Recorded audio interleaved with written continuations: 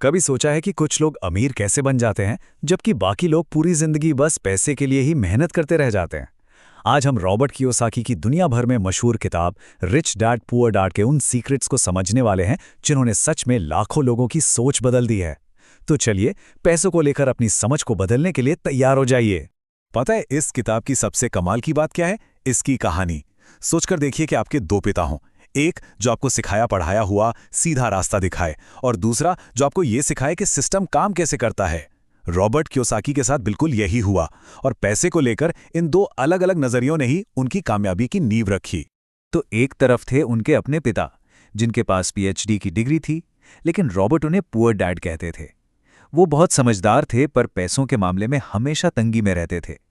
और दूसरी तरफ थे उनके सबसे अच्छे दोस्त के पिता, जिन्होंने 8वीं क्लास भी पास नहीं की थी, लेकिन वो हवाई के सबसे अमीर लोगों में से एक बन गए। रॉबर्ट ने उन्हें अपना रिच डैड माना। और जानते हैं ये सब शुरू कैसे हुआ? बस एक सीधे साधे सवाल से। 9 साल के रॉबर्ट ने अपने पुअर डैड से पूछा, हम अमीर क्यों नहीं हैं? उनके पिता के पास इसका कोई जवाब नहीं था।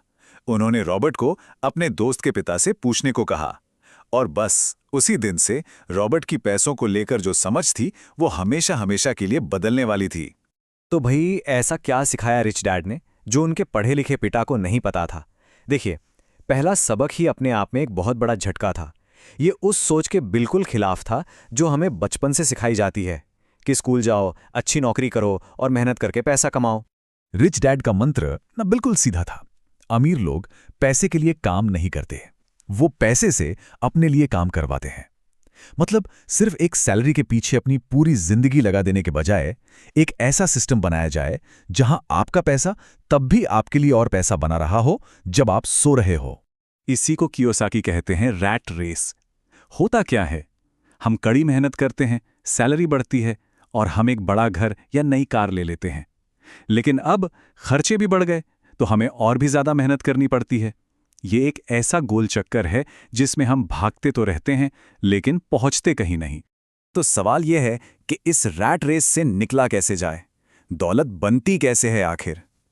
इसका जवाब एक बहुत ही सिंपल लेकिन पावरफुल कॉन्सेप्ट में छिपा है जो हमें स्कूल में कभी नहीं सिखाया जाता। एसेट्स और लायबिलिटीज के बीच का फर्क। रिच डैड की परिभाषा तो देखिए एकदम सिंपल है। एसेट वो कोई भी चीज है जो आपकी जेब में पैसा डालती है।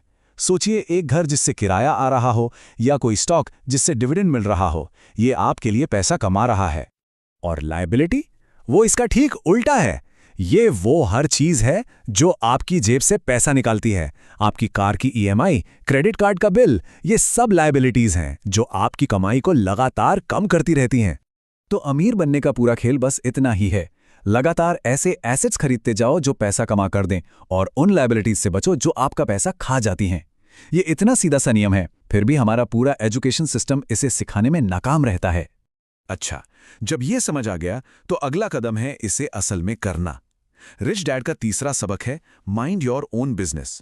इसका मतलब ये नहीं कि अपना काम धंधा शुरू कर लो। इसका मतलब है कि अपनी नौकरी के साथ साथ अपने एसेट वाले कॉलम को बनाने पर ध्यान दो। इसे समझने के लिए चलिए एक सवाल सोचते हैं। मैकडॉनल्ड्स का असली बिजनेस क्या है? ज्यादातर लोग तुरंत कहेंगे हैमबर्गर बेचना, है ना? लेकिन गलत। जब मैकडॉनल्ड्स के फाउंडर रे क्रोक ने यही सवाल टॉप एमबीए के छात्रों से पूछा तो उन सब ने भी यही जवाब दिया था, और वो सब के सब गलत थे।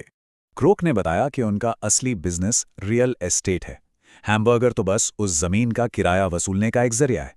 मैकडॉनल्ड्स आज दुनिया में सबसे बड़ा सिंगल रियल एस्टेट ओनर है। वो अपने प्रोफेशन यानी हैमबर्गर पर नहीं, बल्कि अपने बिजनेस यानी रियल एस्टेट एसेट्स पर फोकस करते हैं। अगला सबक तो काम करने को लेकर हमारी पूरी सोच ही बदल देता है।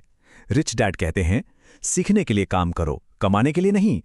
खासकर करियर की शुरुआत में ऐसी नौकरी चुनो जो नए स्किल्स सिखाए, ना कि सिर्फ ज्यादा सैलरी दे। रॉबर्ट एक कहानी सुनाते हैं, एक बहुत ही टैलेंटेड पत्रकार की जो बेस्ट सेलर बनना चाहती थी।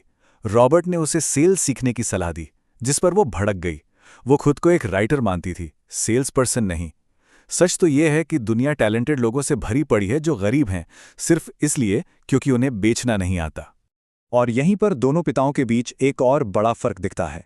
पुअर डैड के लिए जॉब सिक्योरिटी यानी नौकरी की सुरक्षा सबसे जरूरी थी, जबकि रिच डैड के लिए सीखना सबसे जरूरी था। वो जानते थे कि असली ताकत ज्ञान में है। तो अगर ये नियम इतने सीधे हैं तो फिर हर कोई अमीर क्यों नहीं बन जाता? क्योंकि सिर्फ जानना ही काफी नहीं होता। रॉबर्ट कहते हैं कि 5 बड़ी मानसिक रुकावटें हैं जो लोगों को आगे बढ़ने से रोकती हैं। पहला है डर, पैसा खोने का डर। दूसरा है शक, वो क्या होगा अगर वाला ख्याल जो हमें कुछ करने ही नहीं देता। तीसरा है आलस, और ये वो वाला आलस नहीं, ये है अपने पैसों को मैनेज करने से बचने वाला आलस। चौथा है बुरी आदतें, जैसे हमेशा पहले दूसरों को यानी बिलों को चुकाना और खुद को सबसे आखिर में। और पांचवा है अहंकार, ये मानने से इनकार कर देना कि हमें कुछ नहीं पता। इन रुकावटों को पार करना उतना ही जरूरी है जितना कि ज्ञान हासिल करना। आखिर में ये सारी बातें ना एक सवाल पर आकर रुक जाती हैं। एक ऐसा सवाल जो इस किताब की पूरी सीख का निचोड़ है और जो हमें अपनी फाइनेंशियल हालत के बारे में सोचने पर मजबूर कर देगा। ईमानदारी से खुद से पूछिए, क्या पैसे के लिए काम किया जा रहा है या पैसा हमारे लिए काम कर रहा है? क्या हम रैट रेस में भाग रहे हैं या फाइनेंशियल फ्रीडम की तरफ बढ़ रहे हैं? इसका जवाब ही ये तय करेगा कि हम पुअर डैड के रास्ते पर हैं या रिच डैड के।